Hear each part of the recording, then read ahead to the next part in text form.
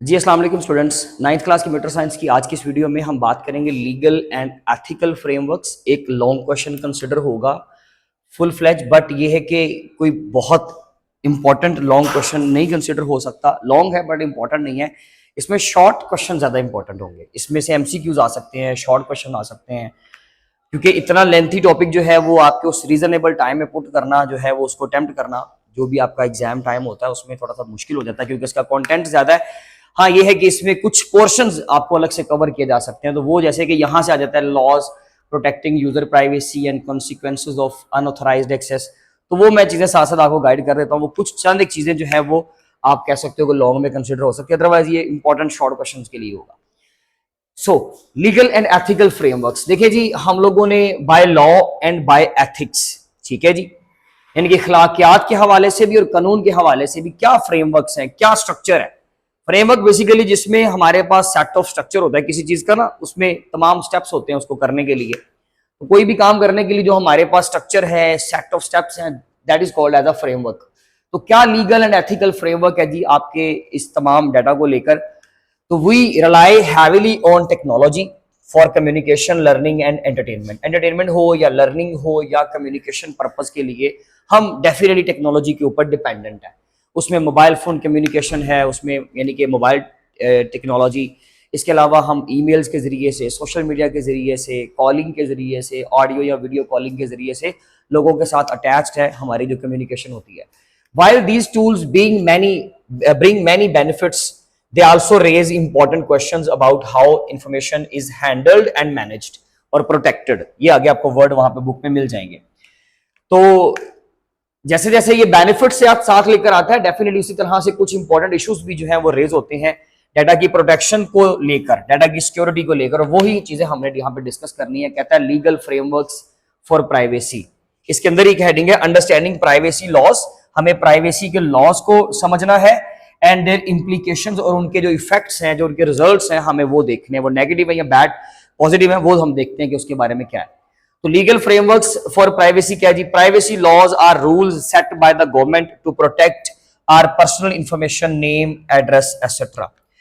Basically जो privacy laws होते हैं ये आपकी कोई भी गवर्निंग बॉडी देती है। जो भी आपके पाकिस्तान की जैसे गवर्नमेंट है, जैसे कि हमारे पास यहाँ पर एक गवर्निंग बॉडी है जो पीका, यानी कि ये बेसिकली आपके तमाम प्रिवेंशन ऑफ इलेक्ट्रॉनिक क्राइम्स इन पाकिस्तान के अंदर ये बेसिकली काम करता है। और जीडीपीआर ये हम लोग ऑलरेडी पढ़ चुके हैं, जनरल डाटा प्रोटेक्शन रेगुलेशन। तो ये बेसिकली जो है वो गवर्निंग बॉडीज होती हैं जो इस चीज को कंट्रोल करती हैं, यानी कि साइबर क्राइम को कंट्रोल करने के लिए जिस तरह से एक पूरी पुलिस है आपके पास, उसी तरह से पूरी आपके पास गवर्निंग बॉडीज होती हैं, इलेक्ट्रॉनिक कंपनीज होती हैं जो इन चीजों को जो है वो मॉनिटर करती हैं। तो privacy laws are rules that by the government to protect our personal information. Personal information में हमारा नाम, हमारा address, phone number, physical addresses हैं, हमारी डिजीज रिकॉर्ड है या हमारा क्रिमिनल रिकॉर्ड है। ये तमाम चीजों को, जो भी हमारी इंफॉर्मेशन है ना, वो पर्सनल इंफॉर्मेशन है, प्रोफेशनल इंफॉर्मेशन है, इन तमाम चीजों को कैसे प्रोटेक्ट करना है, कैसे इनको यूज करना है, इसके बारे में प्राइवेसी के लॉज हैं। बात समझ आई। ये हम पढ़ रहे हैं लीगल फ्रेमवर्क्स फॉर प्राइवेसी। तो ये उसके लीगल फ्रेमवर्क्स आप पढ़ रहे हो कि ये रूल्स एंड रेगुलेशंस गवर्नमेंट की तरफ से और गवर्निंग बॉडीज यानी कि जो बड़ी बड़ी कंपनियां जिन चीजों को डील करती हैं उनसे हम लोगों को मिलते हैं। Privacy law, second point, privacy laws help make sure that information is safe and not misuse.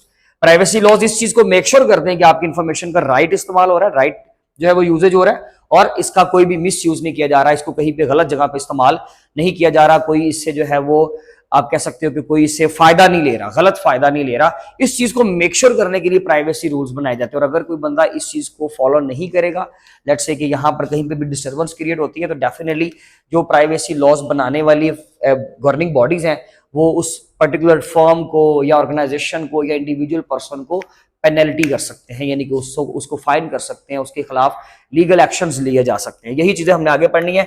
Laws protecting user privacy and consequences of unauthorised access. क्या रिजल्ट्स है जी अनऑथराइज्ड एक्सेस के, ये अलग से शॉर्ट आ सकता है। और laws protecting the user privacy, ये लॉज कौन कौन से हैं। तो यहां पर जस्ट उन्होंने उन रूल्स के नाम नहीं लिखे आपकी बुक के अकॉर्डिंगली। आपकी बुक के अकॉर्डिंगली आपको दो नाम नहीं मिलेंगे, लेकिन आपको पता होना चाहिए कि बेसिकली बात क्या हो रही है। बात हो रही है कि वो वाले रूल्स एंड रेगुलेशन जो जस्ट आपकी प्राइवेसी को मेंटेन करने के लिए, आपके डाटा को प्रोटेक्ट करने के लिए बनाई गई है, आपके डाटा के हवाले से कोई भी इशू आता है, जैसे कि प्राइवेसी थ्रेट्स आते हैं, कोई भी प्राइवेसी थ्रेट्स कौन कौन से मेंशन है इस पैराग्राफ में, ईमेल का मसला आ जाता है कोई, यानी कि आपको फिशिंग ईमेल फिशिंग की जाती है, कोई आपको ईमेल भेजकर सस्पिशियस लिंक्स भेजकर आपसे वो लिंक ओपन करवाता है, आपका डाटा चोरी कर लेता है, सोशल मीडिया की आपकी आईडी हैक हो जाती है, आइडेंटिटी थेफ्ट यानी कि आईडी हैक कर लेना, वो चाहे किसी बैंक अकाउंट की आपकी आईडी हो, यानी कि आपकी किसी बैंक एप्लीकेशन की, आपकी किसी एजुकेशनल इंस्टीट्यूट का जो प्लेटफॉर्म होता है उसकी बेशक आईडी हो, उसको आइडेंटिटी थेफ्ट कहते हैं अगर कोई उसको चोरी कर लेता है इलीगल मेथड्स के जरिए से, इलीगल मीन्स के जरिए से, या फिर आपके साथ फ्रॉड करता है, कोई ट्रांजैक्शनल फ्रॉड कर लेता है,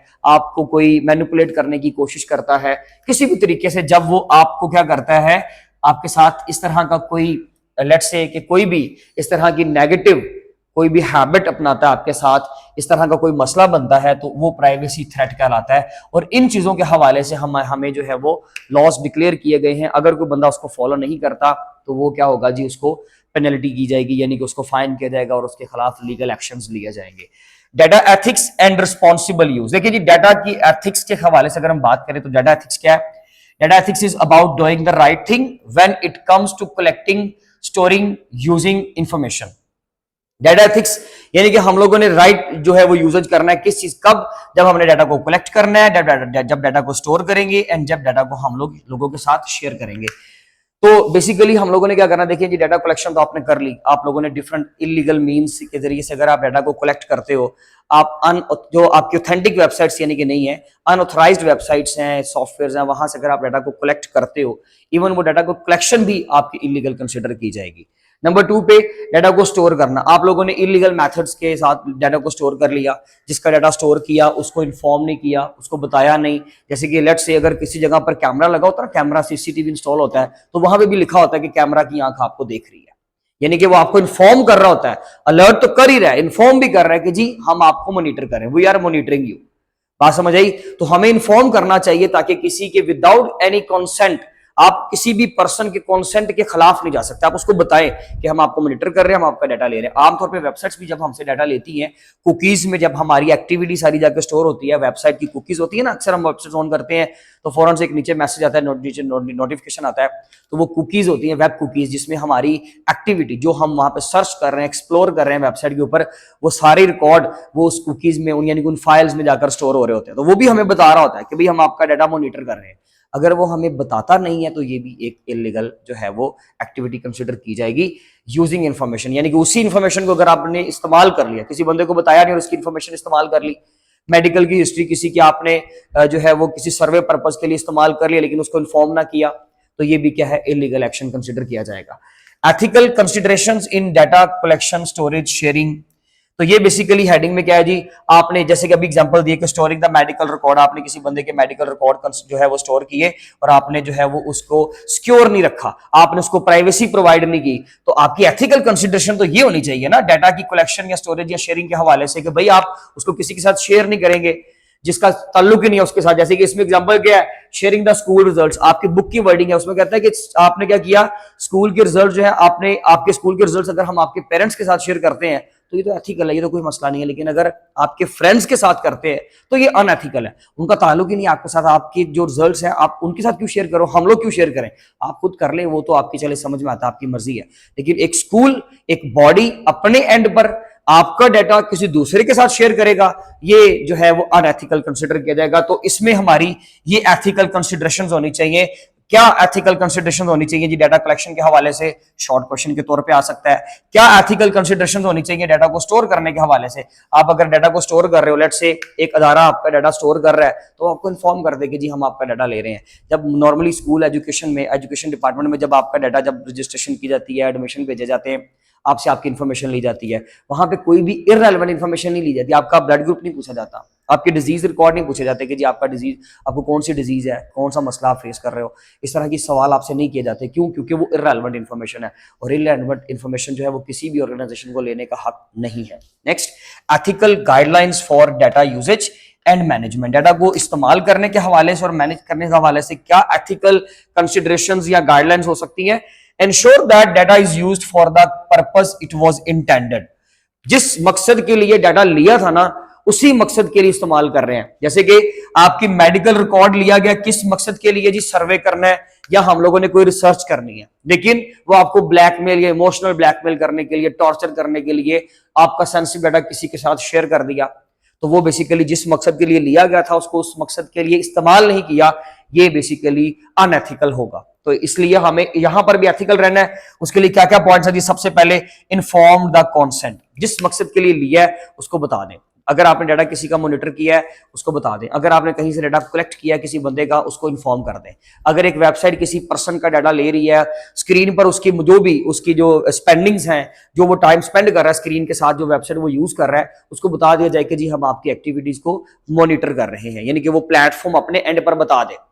नंबर 2, डाटा मिनिमाइजेशन, जितना डाटा चाहिए उतना लें। जैसे कि स्कूल एजुकेशन डिपार्टमेंट की हम बात कर रहे थे, तो उसमें क्या होता है, आपसे आपका ईमेल नहीं लिया जाता, ब्लड ग्रुप नहीं पूछा जाता, डिजीज रिकॉर्ड नहीं पूछा जाता, पर्सनल इंफॉर्मेशन, कोई घर की इंफॉर्मेशन तो नहीं ली जाती।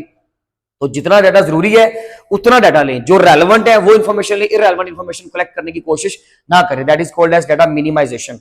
And the third one, data security. अगर आप किसी का डाटा ले रहे हो, कोई ऑर्गेनाइजेशन का, ये किसी भी ऑर्गेनाइजेशन का एथिकल गाइडलाइन होनी चाहिए, एथिकल उसका जो है वो एक्शन होना चाहिए कि वो क्या करे कि अगर किसी का डाटा वो ले रहा है, वो कंपनी डाटा किसी का इकट्ठा कर रही है, कलेक्ट कर रही है, तो अब उसको सिक्योरिटी भी प्रोवाइड करे, पासवर्ड्स लगाए, इंक्रिप्शन के साथ डाटा को स्टोर करे और वो डाटा हैक ना होने दे, चोरी ना होने दे। The last one is accountability. अगर आपके पास से कोई मसला हो जाता है, एक ऑर्गेनाइजेशन ने डाटा कलेक्ट किया मेरा, वो डाटा किसी तरह से चोरी हो गया, किसी कंपनी के किसी बंदे ने जो है वो फ्रॉड किया और वो सारी इंफॉर्मेशन जो है वो किसी के साथ एडवर्टाइजिंग पर्पस के लिए शेयर कर दी। इसका क्या मतलब है, अक्सर लोग होते हैं ना कि जो एडवर्टाइजिंग पर्पस के लिए मोबाइल फोन कंपनी से लोगों के नंबर ले लेते हैं और हमें मैसेज आ रहे होते हैं जी, एसी वाले का, कंप्यूटर बेचने वाले का, खरीदने वाले का, लैपटॉप्स की स्कीम आ गई है, ये आ गया है। तो वो सारे नंबर हमारे वहां पे कैसे गए भाई? मोबाइल फोन कंपनीज देती हैं आपकी, और मोबाइल फोन कंपनी इटसेल्फ नहीं देती। कोई कंपनी एथिकली ये काम नहीं कर सकती, असल में अनएथिकली कंपनी का ही कोई जो मेंबर है, उसका ही कोई फर्द जो है वो जानबूझकर कुछ पैसों के लालच में आकर वो सारा काम कर देता है। इससे कोई ज्यादा नुकसान तो शायद किसी का नहीं होता, लेकिन ये कि वो एक डिस्टर्बेंस क्रिएट होती है कि मुझे इररेलेवेंट नंबर से मैसेज आ रहे हैं जिसको मैं जानता ही नहीं हूँ। तो ये बेसिकली अकाउंटेबिलिटी का मकसद ये कि अगर आपका कोई मसला हो गया है, अगर आपका डाटा किसी ऑर्गेनाइजेशन का डाटा चोरी हो गया, तो आप कस्टमर्स को इन्फॉर्म कर दो, क्लाइंट्स को बता दो कि भाई ये इशू हो गया है, हम आगे रिपोर्ट कर रहे हैं, हम गवर्निंग बॉडी से बात कर रहे हैं, हम गवर्नमेंट से बात कर रहे हैं, हम पुलिस से बात कर रहे हैं, तो हम इस मसले को हल कर लेंगे। लेकिन फिलहाल के लिए हम आपको इन्फॉर्म कर रहे हैं कि ये इशू आ गया है, आप भी इसको लेकर जरा जो है वो अलर्ट रहिएगा कि आपका डाटा अगर कहीं गलत इस्तेमाल होता है तो वो कंपनी नहीं कर रही बल्कि वो फलां ग्रुप कर रहा है जिसने ये मसला किया। जो एक इशू आता है डेफिनेटली वो तो पूरे कंट्री के लिए ना, वो तो पूरी गवर्नमेंट के लिए है। तो वो फिर आप जस्ट क्या करें, कंपनी अपने एंड पर बता दे लोगों को कि आपका डाटा चोरी हो गया, अगर ऐसा कभी हो जाए। वरना एक जो ऑथेंटिक बॉडी होती है डेफिनेटली उसको इस तरह से अपने मामला सेट करने चाहिए, इस तरह के सिक्योर सॉफ्टवेयर, फायरवॉल्स, ये तमाम चीजें इंस्टॉल करनी चाहिए कि डाटा कभी भी चोरी ना हो। इनक्रिप्टेड डाटा रखना चाहिए ताकि डाटा जो है वो कभी भी चोरी ना हो, हैक ना हो सके। जैसे व्हाट्सएप के ऊपर आपको किसी भी बंदे से चैट करने से पहले नजर आता है एंड टू एंड इंक्रिप्शन। उसका क्या मतलब है कि जब आप दो लोग आपस में कम्युनिकेट कर रहे हो, आपके मोबाइल से जब मैसेज निकलता है और अगले बंदे के मोबाइल तक नहीं पहुंच जाता, तब तक मैसेज जब ट्रैवल करेगा नेटवर्क के ऊपर, यानी कि हवा में समझ लीजिए होगा, तब तक वो इनक्रिप्टेड फॉर्म में है। अगर कोई उसको चोरी कर भी लेता है तो वो उसको समझ नहीं पाएगा कि क्या मैसेज है। तो ये बेसिकली आज का आपका टॉपिक था, आप इसका स्क्रीनशॉट ले लें। अगर आपका कोई भी क्वेश्चन या क्यूरी हो किसी भी हेडिंग से रिलेटेड, हेडिंग समझ ना आए, कहीं पे कोई मसला हो तो पूछ लीजिएगा। अदरवाइज इंशाल्लाह अपनी नेक्स्ट वीडियो में मिलेंगे। अपना ख्याल रखें। Thank you so much.